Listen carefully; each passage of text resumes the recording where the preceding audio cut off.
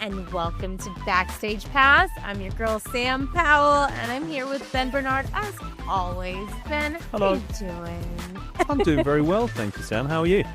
I'm wonderful. I'm just trying to show off my little flannel, my holiday flannel, my Old Navy. It's a little fun. I don't know. You guys don't have Old Navy over there, do you? No, it's very festive, though. I like it. It's very good. And also, I didn't get a chance to say to you before, but happy Thanksgiving. How was it? Thank you. Happy Thanksgiving. It was lovely. I ate way too much as expected. But it was really nice having the family and my nephews, and it's a great time of year. What did you do? Do you guys celebrate Thanksgiving over there? I don't Not know. like officially. I think it's in more kind of recent times with like more social media happening and people sort of posting about it more. We sort of acknowledge it. And, Okay. I want to tell you that in solidarity with you, I just ate way more than I should have done on Thursday. But there was no celebration. There was no kind of family together. I was just sort of, by myself eating a lot. Okay. But I was thinking of you, so. Oh, thank you. I like to be thought of. I appreciate that. Yeah, so I've been doing a lot of walking, a lot of cardio, trying to burn off everything that I shouldn't have eaten. But now's the time getting into for the rest of us. Yeah, well, like getting into the ISE shape, right? It's like it's a grueling show. I'm the same as you. I'm like, okay, Thanksgiving's done. I've eaten a lot. Christmas is coming up. Okay, I'm going to eat a lot then as well. But I'm at least starting preparations, the physical preparations for the ISE show, because it's not easy on your feet 24/7. You really have to. It's like both mentally preparing as well as like getting yourself in shape, because it's a grueling week. It's a fun week. It's a week you're staying out late, you're waking up early, but yeah, it's really important though to get in that shape. So you're very fit. I know you do a lot of running, and I would love if you have any tips, because I'm kind of new to like this fitness thing. I should not be new to it because I have some years on me at this point. But if you have any tips or advice, like what are you doing to prepare like for ISE and just being healthy in general? Well, I think, as you say, like I do a lot of running. That's my main thing. I love running. Hats off to people who do run but hate it, because there's a lot of people there as well that I know who hate running but they still do it. So hats off to them. I love it. So I guess I'm lucky. So I really enjoy it, and that's a good way. That's a good way to get in shape for like ISE and be on your feet a lot, I suppose, because it strengthens your joints. I would also say a good thing is, people buy like comfortable shoes like sneakers and stuff to wear for ISE, but often forget to actually wear them in before they get there. So that's really important if you're going to be doing something like that. I know you do a lot of walking as well, right? Like to get your steps in. Absolutely. And I love to walk. So everybody hopefully knows by now, I have a lovely little dog. She's super active. I just gave her a bone so she'd be quiet so we can actually do this podcast. If not, I would be walking her now. So just to get that energy out. But I really love walking, and I can understand like the running, like, I'm sure it helps clear your mind. Like I love walking. I can just get a lot done and just think and just have that time to myself. So, and it helps. And we were talking a little before, but yes, I'm that person. You'll see me outside. I've got the weighted vest. I've got like the ankle weights. Like I look like I'm from the 80s, but it works, and it's super retro. I feel like I'm like that Barbie movie with like the rollerblades time. But little things like that, like, just something like that. And it works for me, right? Yeah. So you got to find something that works for you. Absolutely. And I genuinely, we're sort of laughing about eating too much at Thanksgiving or Christmas and need to get in shape. But genuinely, I think a lot of us in this industry have like desk jobs. Like, we sit behind desks, and then all of a sudden ISE comes around and you're on your feet for like 8-9 hours a day. It can get really, really tiring. So yeah, definitely if people are flying over to ISE and we hopefully will see you there, and you're more of like a desk worker, then just get your body used to it. Get some comfortable shoes, wear them in, go for a walk. Just some people have standing desks. They're quite popular these days. If you have one, then put it in standing mode just like a couple of weeks before. Get yourself ready. But speaking of running, I also have so this ISE 2025. I put together a small group of people who I know who also like to run, who are going to be at the show, and we went for a couple of runs during the show in the morning, It's and then crazy. throughout this year, I've been gradually adding people. We've got a little WhatsApp group that we've added people to, and we've added a few people Cool. along the way. So if anyone listening to this podcast is interested in joining the ISE Run Club that we're going to be doing next year as well, then they can email podcast@avixa.org and they can request for me to add them to the WhatsApp group, and I'd be more than happy. I have Yeah, to it'd be give good. you like a huge hand clap because I could not imagine waking up early at ISE and then running and then going to the show and being Well, like the fresh good as a news is, Sam, daisy. good news is you don't have to imagine it because you're going to be doing it, It's well. which is going to be fantastic. Can I have a scooter though? You I can, follow you could along? be support vehicle. I'll tell you what, we'll go twice. I We would do usually go that. twice, like the Okay. Tuesday and the Thursday morning. Maybe Yes. Tuesday you can go, ease into it with a scooter. Thursday, you got to I'm be there. there. You got to strap the shoes on and you got to I be there. will have like the refreshments. So like I will be like going along with you guys. I can hand you guys, we were talking like the gummy bears if you need them for the energy Yeah. bars. Like I am there for Okay. that. And I support you. How many people did you have this year? So this year I think we had there were 6 of us. So what we did, and we're all staying at different parts of the city, obviously because, ISC is super busy, so everyone stays different areas, and there were people from various, different companies and parts of the industry. But what we would do is we would meet early morning on the Tuesday and the Thursday. We would meet at the main train station, which is Barcelona Sant station. Mm-hmm. Some people walked because they were nearby. Some people ran down. I took the metro because you get your free metro pass during the show.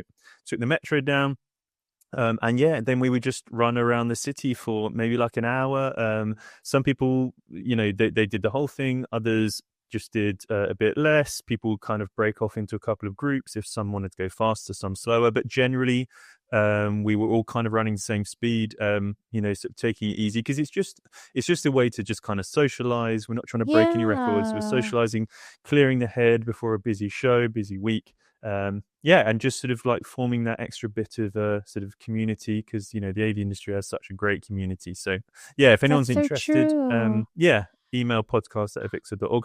You can also email with just anything, if you've got thoughts, feelings, if you're excited for the show, if you've got questions like where did Sam get her shirt from and all that kind of stuff, then It's a throwback. I don't think anybody would find it. I was deep in my closet.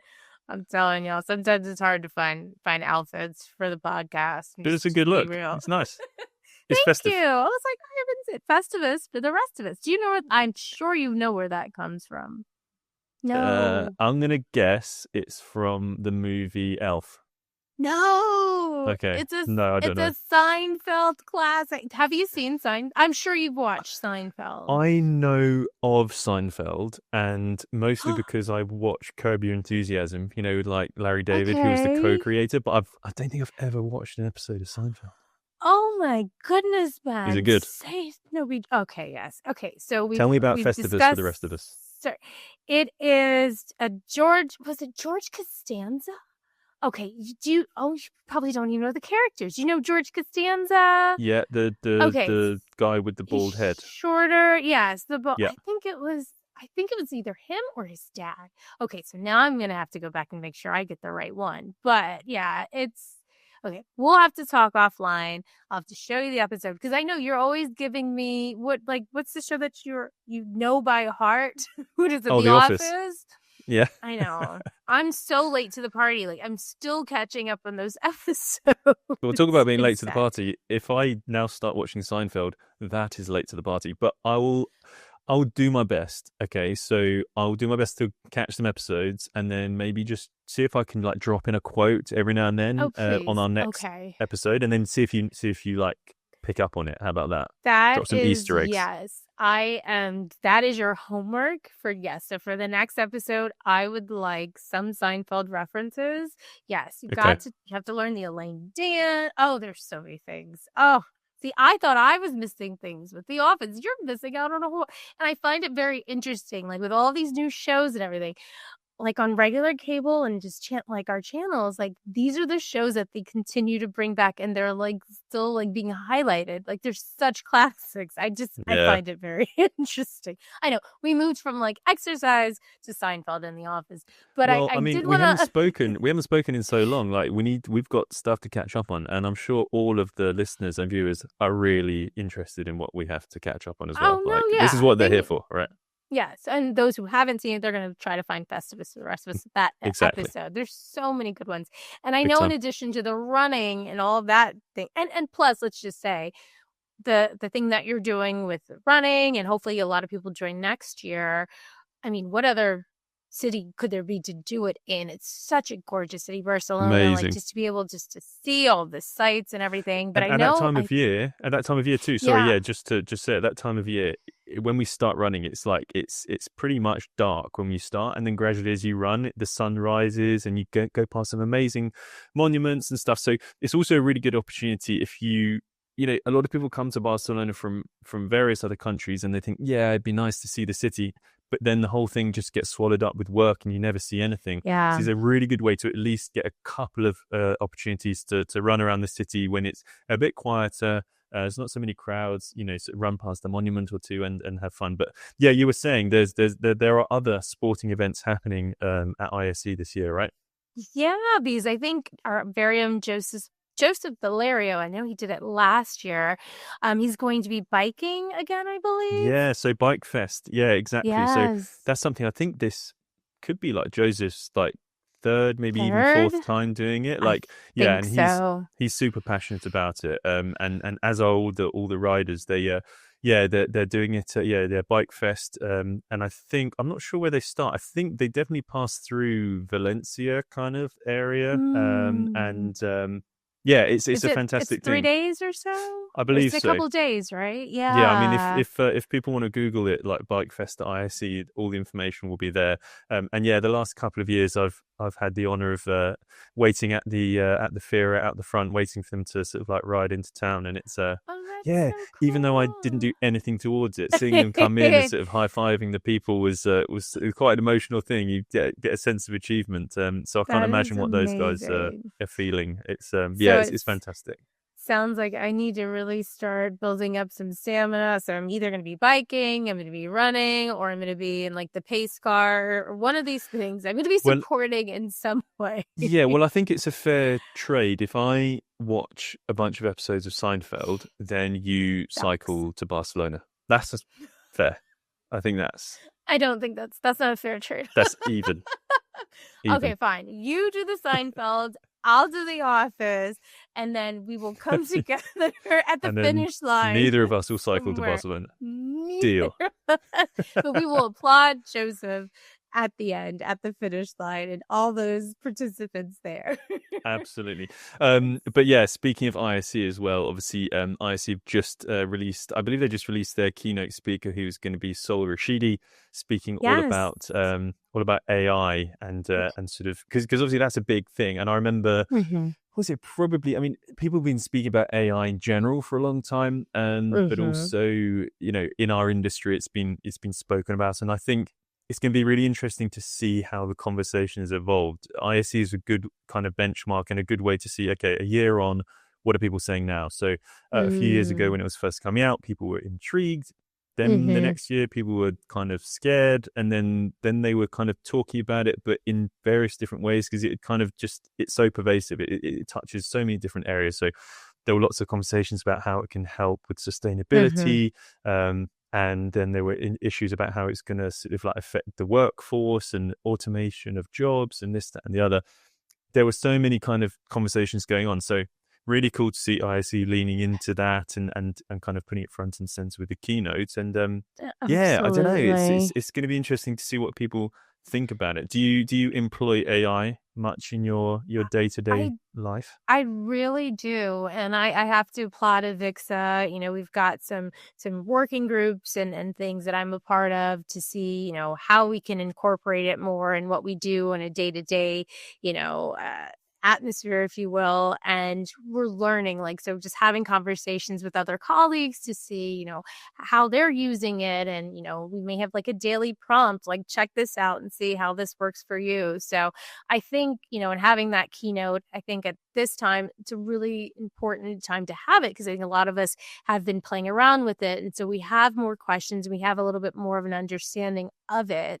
But I do incorporate it, and it really does, I think, help with my day-to-day work. It makes, work smarter, not harder. And it's crazy to see how far it's come. Like, I just have a new Alexa app, and it's got more AI functionality to it. And I'm like, oh my gosh, like, she's really talking to me like a person. I'm like, now I'm even more concerned.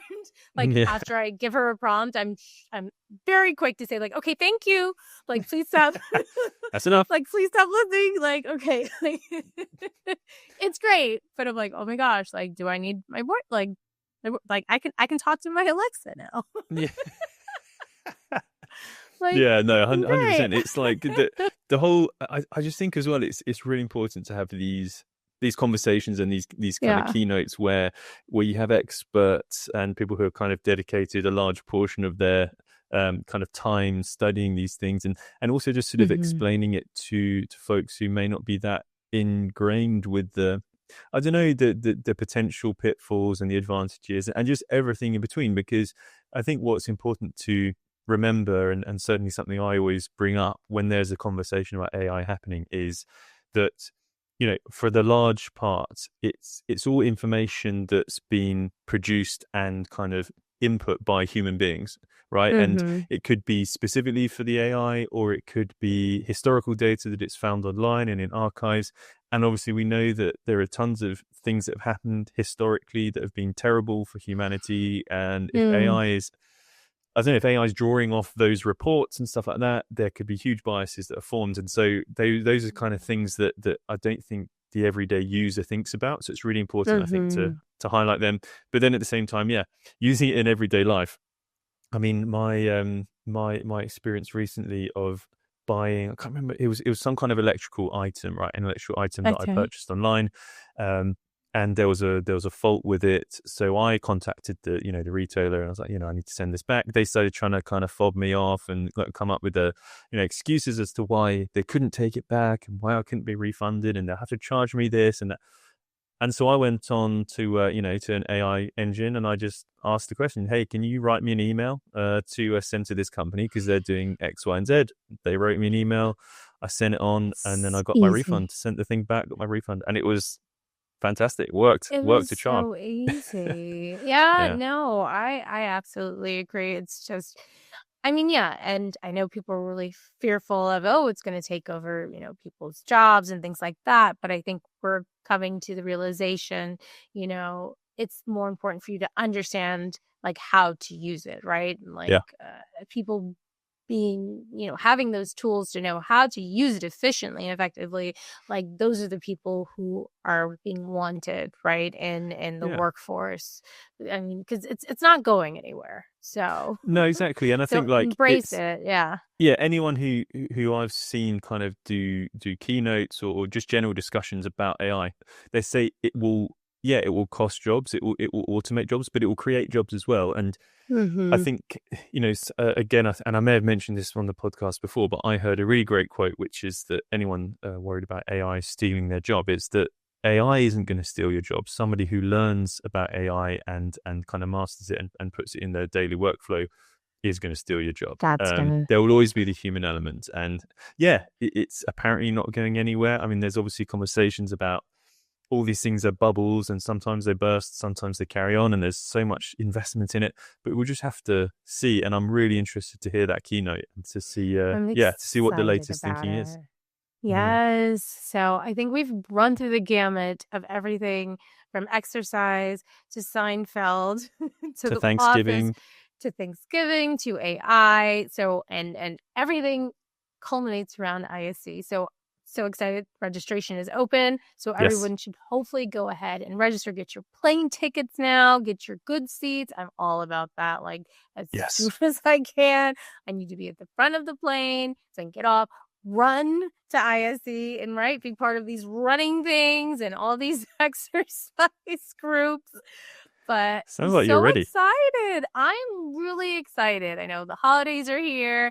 I'm festive. I'm just ready for ISE and to see you in person. It's been so long, Ben. It's going to be amazing. Really look forward to seeing you, the whole team. And yeah, as you say, go to iseurope.org to register, everyone out there listening.